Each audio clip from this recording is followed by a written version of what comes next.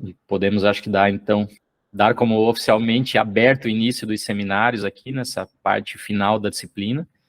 Não sei quem vai ser a primeira a falar aí, mas já estou vendo a Maria Júlia ali mostrando a câmera.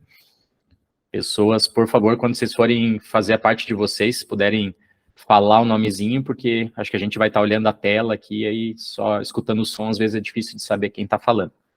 Então vamos lá, grupo 1, palavra toda de vocês.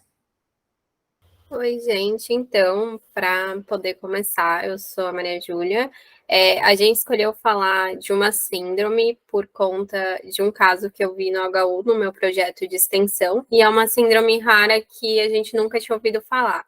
E daí esse foi o motivo para a gente poder escolher ela. A gente escolheu fazer uma ordem de apresentação diferenciada. A gente vai primeiro explicar o que é essa síndrome e depois a gente vai aprofundar nos aspectos genéticos que acabam contribuindo para que ela possa se desenvolver.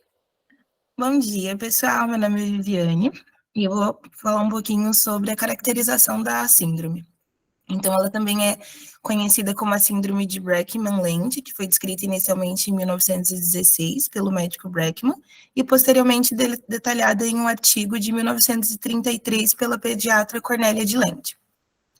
Ela é caracterizada por dismorfia facial, atraso no crescimento e desenvolvimento psicomotor, assim como malformações graves em diversos sistemas, como o cardíaco, o respiratório, o gastrointestinal, o oftalmológico e sensorial.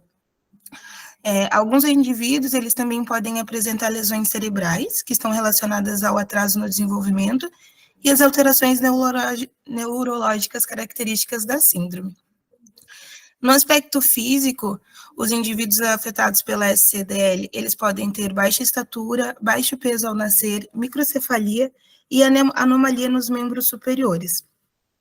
As características faciais típicas da síndrome incluem a sobrancelha arqueada, como mostra ali na imagem, a união das sobrancelhas, cílios longos, o nariz arrebitado, ângulos inferiores da boca posicionados mais baixo, assim como fenda palatina ou o lábio leporino.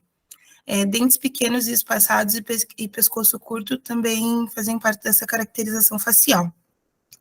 Ela é considerada uma condição rara, e aí teve estudos que a gente pesquisou que mostravam que a estimativa era de 1 para 10 mil nascimentos vivos, e tinha outros que era de 1 para 40 mil. Então, ficou essa ambiguidade aí.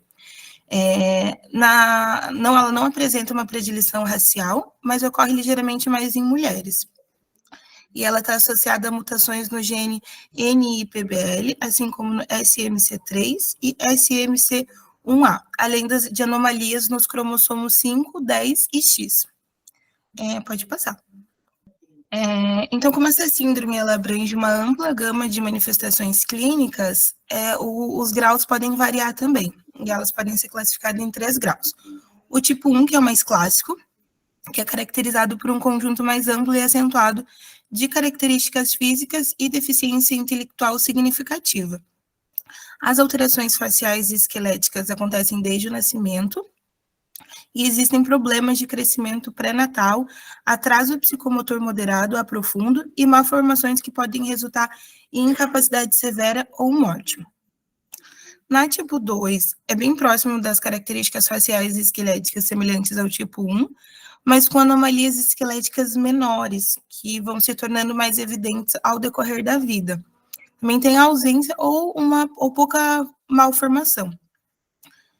Assim como o atraso psicomotor e o de crescimento é menos severo. A tipo 3, que é menos comum de ser encontrada assim, com pacientes, ela apresenta sintomas mais leves e, inclusive, pode até passar despercebidos no decorrer da vida. Pode passar. Nos aspectos psicológicos, a maioria das pessoas com SCDL tipo 1 apresenta atraso mental, com o QI variando entre 30 e 86.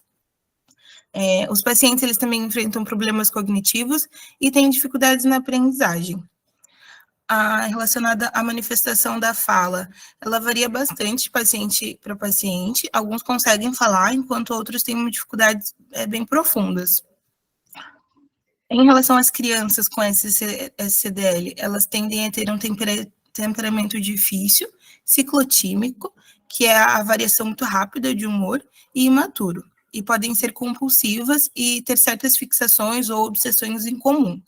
Mas, apesar disso, são geralmente assim, bem gentis, carinhosas, alegres e brincalhonas com as suas famílias e cuidadores. Os pacientes eles são sensíveis ao ambiente e podem ter respostas emocionais intensas e repentinas, como angústia, irritabilidade, intolerância. Relacionado aos aspectos comportamentais, comportamentos obsessivos compulsivos, déficit de atenção ou hiperatividade, e características do espectro do autismo são comuns também na CDL. No entanto, o perfil autístico ele é diferente dos pacientes com ACDL. Automutilação e comportamentos agressivos são frequentes também e podem surgir em resposta a condições físicas dolorosas, quando está sentindo dor, ou então alguma frustração ou raiva, assim, né, no campo do emocional daí. E esses comportamentos, eles podem diminuir, tendem a diminuir na vida adulta, mas podem aumentar, assim, e persistir na adolescência.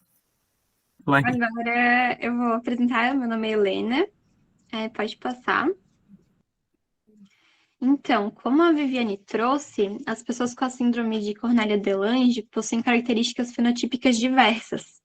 Então, para fazer um diagnóstico, sobretudo se faz um exame físico minucioso, no qual vão ser analisados os critérios que estão apresentados nessas duas tabelas.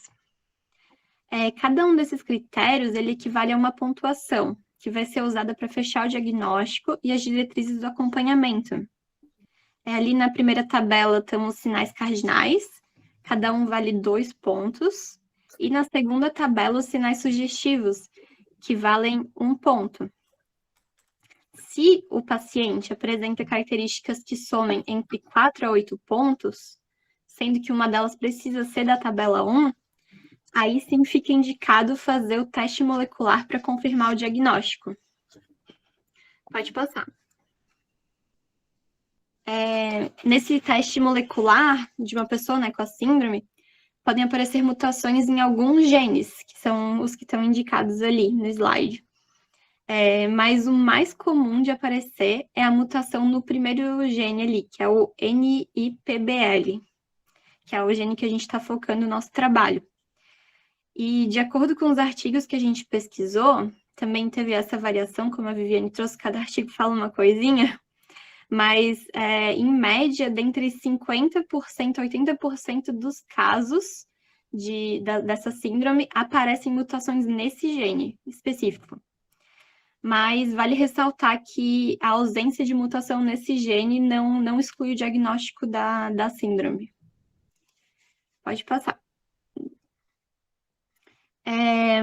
Então, a mutação nesse gene faz com que a proteína que ele devia codificar, que é a NIPDB, também conhecida como delangin, ela venha incompleta, parcialmente funcional ou até não funcional. E essa proteína, ela faz parte ali do complexo de coenzina, que é responsável pelos processos de segregação cromossômica, reparação do DNA e expressão de certos genes. Então, a má formação dela causa uma disfunção na leitura do DNA, isso compromete o desenvolvimento de tecidos e órgãos, que é o que gera as complicações observadas na síndrome. O Felipe vai trazer um pouquinho melhor sobre isso. Então, mais especificamente entrando num panorama mais geral desse gene, né? O processo do nosso trabalho, assim, né? Acho que a Maju, ela falou isso um pouco no início da apresentação. Surgiu interesse principalmente porque apareceu um bebê com essa síndrome lá no estágio do HU dela, né? E aí a gente pegou esse caso, entendeu o que era essa síndrome, e aí olhando os genes, né?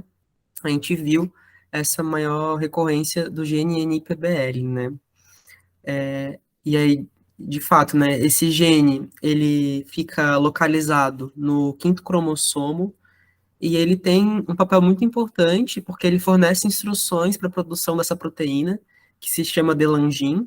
A gente até ficou em dúvida, porque a Helena falou que tinha outro nome, né? Tem esses 2 nomes, aí a gente ficou meio desesperado para ver quem que estava certo. A gente até perguntou para o chat GPT para ver se ele sabia a resposta. Ele não sabia responder isso. Ele mentiu pra gente. Oi? Ele disse que Não, quando eu botei, ele disse que não existia proteína de Langin. Daí eu fiquei, meu Deus, o que está acontecendo? Isso foi bem interessante até, né? Que, enfim, na aula a gente até discutir, né, as limitações do chat e muitas coisas que a gente perguntava sobre, enfim, coisa mais específica de genética, ele não sabia responder, né? Até quando o trabalho estava pronto, nas questões mais técnicas, eu copiei e colei, isso aqui tá certo, relacionado ao gene tal, e ele falou que não sabia responder, então a gente não pôde contar com essa ferramenta, né? Mas aí tá, essa proteína, né, a delangin, ela é muito relevante para o desenvolvimento humano, né? O próprio gene NIPBL, ele é muito importante para o desenvolvimento humano. E essa proteína específica, ela regula a atividade dos cromossomos durante a divisão celular, porque o DNA, quando ele é copiado e organizado ali nas cromátides irmãs, que são aquelas estruturas que são idênticas e que organizam o material genético copiado de cada cromossomo, vão ter essas proteínas chamadas complexos de coenzina, que fazem que seja possível a ligação dessas cromátides irmãs durante o primeiro estágio de divisão celular, né? E aí é aí que a proteína de Lange atua, né? Ela está intimamente ligada nesse processo e exerce um papel crítico na regulação do complexo de coenzina, né? E aí controla a interação entre esse complexo e o DNA que compõe essas cromátides irmãs, né? Esse gene, ele também tem um papel central ali na organização tridimensional do genoma, né? Porque ele estabiliza essa estrutura que forma alças cromossômicas e interage com diferentes partes do DNA, né? E também regula a expressão gênica de outras interações em algumas partes do DNA. Pode passar esse slide.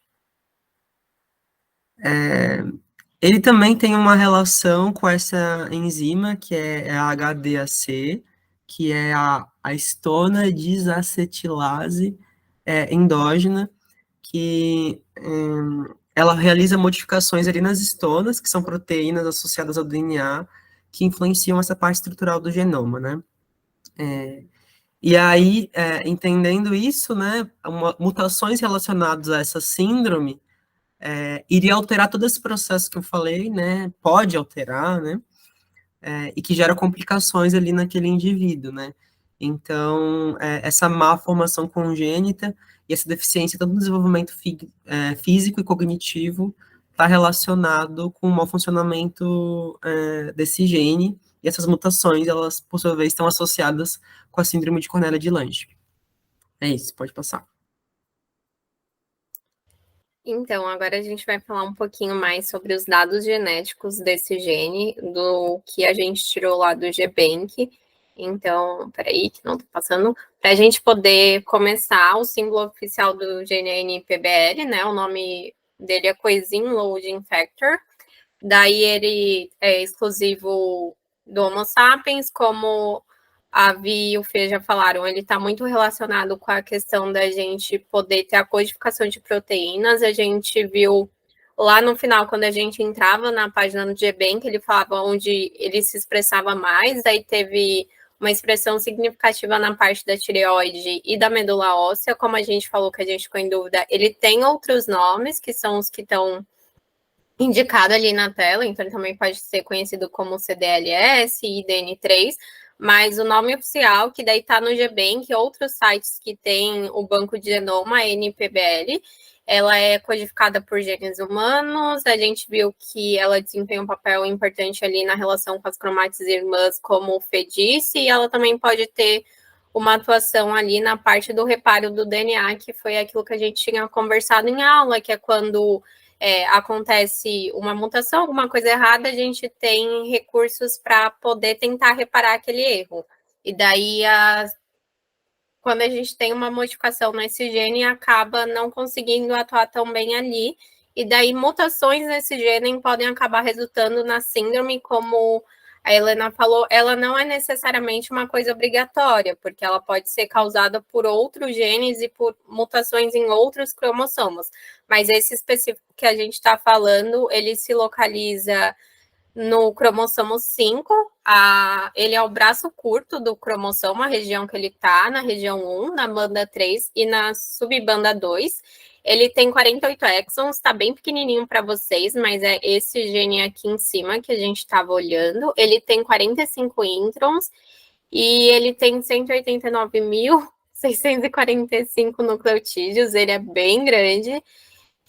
E essa parte agora a Laura vai trazer explicando mais para a gente. Então, ele é transcrito da esquerda para a direita, e ali estão os genes ajusante e montante, que é, respectivamente, na extremidade 3' e 5'. E o início e o fim também tá ali no slide, e um número muito grande. E não sei, tipo, eu acho que eu nem sei falar esse número.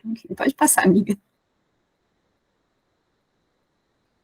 Aí nós escolhemos um transcrito, ele tem vários ali, como vocês devem estar vendo. E esse transcrito tem o mesmo tamanho do gene, com o início e o fim nos mesmos lugares. Assim. Pode passar também.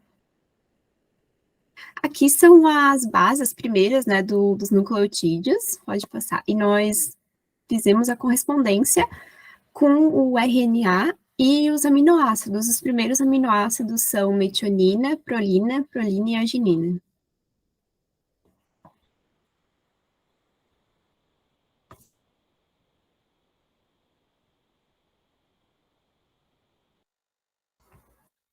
Opa, deu uma travada, mas tudo certo. Estão me ouvindo certinho? Então, agora a gente vai falar um pouco sobre a atuação da psicologia na elaboração de uma intervenção diante da síndrome. Pode passar, por favor. Bom, nesse momento a gente vai estar refletindo que tipo de intervenção elaborar diante de doenças raras, né? Então, a gente viu até agora que doenças genéticas vão afetar as nossas células e, consequentemente, vão afetar também um desenvolvimento adequado. Então, é importante a gente estar elaborando uma intervenção pensando não apenas naquele momento, né, talvez hospitalar, mas para acompanhar cada etapa da vida e na construção daquele sujeito de fato. Então, elaborar uma intervenção pensando numa maior qualidade de vida diante dos sintomas, não apenas para o sujeito, mas também para a família, né? Então, a gente vai fazer isso a partir de acolhimentos.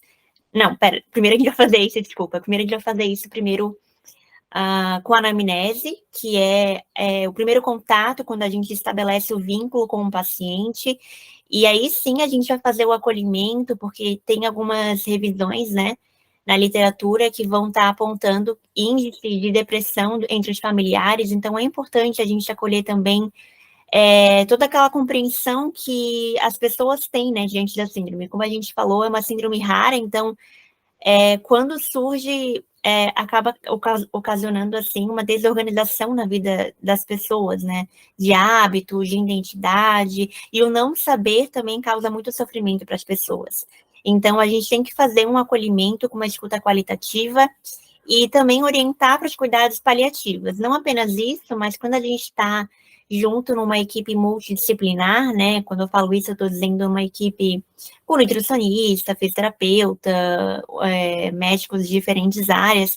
É importante também a gente estar acompanhando esses outros profissionais, porque é uma síndrome rara, né? E a gente tem também que se cuidar para poder cuidar do outro. Então, a gente ainda está aprendendo, agora de manhã a gente estava relembrando, né, o quão é importante a gente entrar nos locais sem o conhecimento. Primeiro a gente entra nos locais para aprender, ver qual que é o contexto que aquela família, que aquele sujeito se encontra, para depois sim a gente ir construindo, né, com o outro. Então, o papel do psicólogo vai ser de acompanhar o sujeito e fazer esse acolhimento, acompanhar os profissionais que vão estar elaborando essa intervenção e também os familiares. Pode passar. Então, como a Lari estava falando antes, não é só a pessoa que vai ser diagnosticado com a síndrome que ela vai ser afetada. A família, ela também vai acabar sofrendo muito com isso, principalmente pelo fato de que, como a síndrome é uma síndrome rara, não existe muito conhecimento sobre ela. Então, antes da Maju trazer essa opção de tema para o trabalho, eu mesma não conhecia a síndrome. Então, não tem como uma pessoa normal não, uma pessoa no dia a dia saber sobre a síndrome, porque não passa nos meios de comunicação, tu não ouve falar na televisão, tu não ouve falar na internet, e até mesmo para buscar as referências para o trabalho é bem difícil, não tem muito material sobre a síndrome. Então, para a família da pessoa, vai ser ainda mais difícil, porque eles vão sentir as reverberações disso, do diagnóstico, desde o começo, e eles vão ser os primeiros afetados, porque antes mesmo da criança entender que ela tem a síndrome, os pais já vão estar lá. Então, são eles que costumam ser os mais sobrecarregados, principalmente no início. Pode passar. E como a gente já vê, geralmente é a figura da mãe que é a principal cuidadora, porque tem toda aquela história de que o pai vai sair, vai trabalhar, e a mãe vai ficar em casa, vai cuidar da criança, vai cuidar quando ela começar a crescer, vai levar para médico, vai levar para a escola, depois vai acompanhar na vida adulta, e é a mãe que vai acabar tendo a maior sobrecarga com a pessoa com a síndrome. E nessa sobrecarga, ela vai ter principalmente dificuldade na questão de conciliar com a rotina. Muitas têm que deixar de trabalhar para cuidar da pessoa em tempo integral, assim como ainda lidar com as demandas da casa, de limpar a casa, de cuidar da família, de outras coisas, às vezes com outros filhos. E nessas demandas acaba sobrecarregando essa pessoa. Além de que existem outras dificuldades, como a dificuldade em acessar profissionais, porque pela síndrome ser rara, muitos não sabem diagnosticar, muitos demoram muito a receber o diagnóstico, alguns recebem esse diagnóstico de uma maneira muito tardia, e com questão de acesso a medicamento, e também a questão social que muitas vezes dificulta esse acesso. Pode passar. E na relação com a família, quando existe esse diagnóstico, a família costuma passar por um processo de luto, que é quando ela deixa de ter aquela criança saudável que ela idealizou e passa a ter uma criança com a síndrome de Cornélia de Lange. Então, muitas famílias elas vão passar por esse luto de uma maneira mais demorada. E dentro desses processos, existem dados que mostram que uma a cada 4 famílias com um familiar diagnosticado com alguma síndrome, eles acabam enfrentando problemas como depressão ou ansiedade. E dentro dessa depressão e ansiedade, existe muito a culpabilização dos pais, porque eles costumam pensar, não, o que eu fiz errado? Qual é o problema que tem comigo? Ou até pensar que é algum castigo, talvez um castigo divino ou coisa do tipo. Pode passar. Só para avisar, agora... Desculpa, amiga, achei que já era o vídeo. Tá. Não, ainda tem só mais um. E dentro dessas condições, existem aspectos facilitadores, que são as boas condições financeiras da família, e a existência de redes de apoios, que vão ser as pessoas que não necessariamente vão estar convivendo todo dia com a pessoa com a síndrome, mas que eles vão estar ali para apoiar, seja levando no médico em algum dia, ou ficando em casa para que essa cuidadora possa ir levar a criança no médico, ela pode ficar cuidando das outras crianças da sua família, ela pode ajudar na casa. Então, essas condições financeiras e a rede de apoio, elas vão ajudar muito essa família. E na questão do tratamento da criança ou do adulto, né? O nível de envolvimento dos cuidadores com um profissional de multidisciplina, sendo não só indo no médico, recebendo a receita e voltando para casa, mas estando realmente junto ali, sabendo o que está acontecendo e tendo a oportunidade de acompanhar, assim como participação em grupos de pais que também têm filhos com Cornélia de Lange, eles ajudam a tornar mais fácil essa convivência e a enfrentar melhor esse processo de luto pela criança saudável que foi perdida. E era isso. Obrigada, amiga. Desculpa, gente, eu estava ansiosa que a gente vai mostrar um vídeo. É um trecho do canal chamado Somos Todos Raros, do YouTube. Eles têm um projeto muito bacana, onde eles trazem, geralmente, cuidadores de crianças que têm alguma síndrome rara, e daí esses cuidadores contam um pouquinho mais como que foi esse processo, como que você, por exemplo, é o caso dessa mãe, né? Ela vai falar como que foi a questão para conseguir o diagnóstico da criança. A Rai já trouxe para a gente a questão que você ter bons recursos financeiros é um aspecto muito facilitador. E daí, nessa entrevista, a mãe vai dizer até o quanto, mesmo tendo recursos, é muito difícil a gente ter acesso ao diagnóstico. Eu vou deixar ela falar um pouquinho, e daí, no final, eu vou trazer algumas considerações finais, trazendo também a perspectiva da experiência que eu estou tendo ali no HU. É interessante que o Daniel tem acesso à saúde particular, sim, né? Sim. E isso não tinha sido diagnosticado ainda, sim, né? Sim. Você acha que ainda falta muita informação por parte dos profissionais brasileiros sobre a doença, Cornélia de Lange? Sim, sim. De maneira geral, não só Cornélia de Lange, como qualquer síndrome rara. Sim. São mais de 8.000 síndromes raras. Então, é muito difícil um profissional ser especialista numa síndrome, a não ser que ele seja convidado a participar de algum evento, enfim. O pediatra do meu filho, por exemplo, ele é um dos maiores neonatologistas do Brasil, foi a única criança com Cornélia de Lange que ele tratou. Provavelmente será a única. Então, eu acho que isso é uma responsabilidade das famílias terem essa informação e levarem aos médicos. Hoje eu tenho guias impressos, que a associação, hoje, depois da criação da Associação de Cornélia, em 2014, nós temos essa facilidade de ter todas as informações traduzidas. Então, eu tenho esses guias impressos, vou a um médico novo, já entrego o guia, ali tem todas as informações para ele estar sempre ciente de como deve ser o tratamento. Então, como a gente consegue ver no relato dessa mãe, mesmo ela tendo acesso a recursos muito mais facilmente do que quem dependesse exclusivamente da saúde pública, ainda foi muito difícil conseguir chegar nesse diagnóstico. Então, ressaltando a parte que as meninas falaram da atuação da psicologia, é muito importante a gente, como profissional, conforme a gente vai tendo conhecimento dessas síndromes que são mais raras, a gente buscar aprender e compreender mais sobre ela e como que a gente vai trabalhar com a equipe multidisciplinar.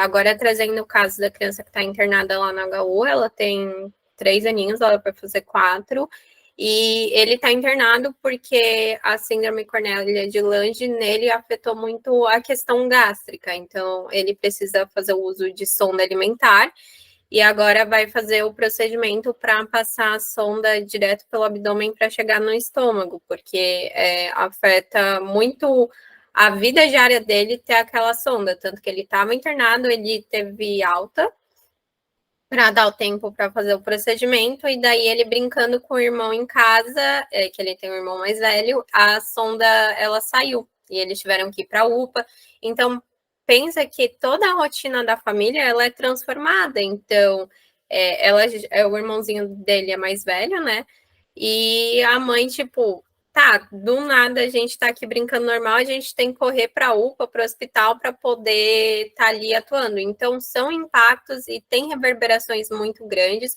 tudo isso que a Rai foi trazendo da família, eu vejo na prática com essa família, então a mãe deixou de trabalhar, ela tem um cuidado exclusivo, né? O esposo e o pai do paciente, ele é quem daí fica trabalhando, ela tem que ficar no hospital. Eles eram do Rio Grande do Sul, eles precisaram se mudar, mas nem aqui em Florianópolis eles conseguiram um geneticista, eles precisaram ir até São Paulo. Então entra toda essa questão. E se você não tem recurso?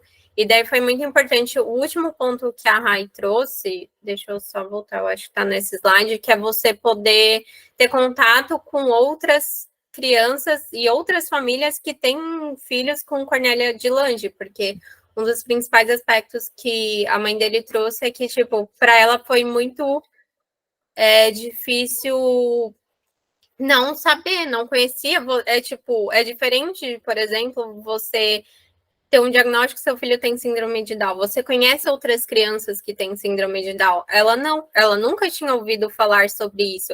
Eu lembro que ia ter um encontro, porque em maio foi um processo muito solitário. Em maio é o dia oficial de Cornélia de Lange, se eu não me engano, é dia 13 ou 15 de maio. Daqui a pouco eu jogo aqui no chat a data certinha.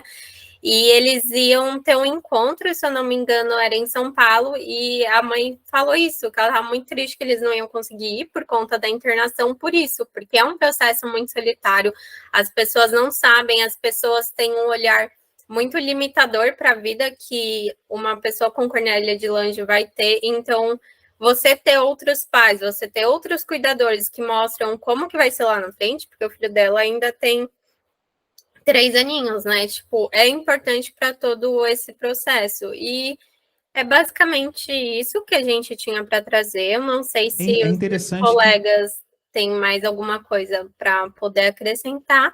Se não é isso, gente. Obrigada por ouvir a gente. Se tiver alguma dúvida, estamos à disposição. Sensacional, Maria Júlia. Muito legal mesmo. Parabéns para todos vocês. Vou parar a gravação aqui e a gente bate um papinho, já tira as dúvidas aí da galera e as minhas.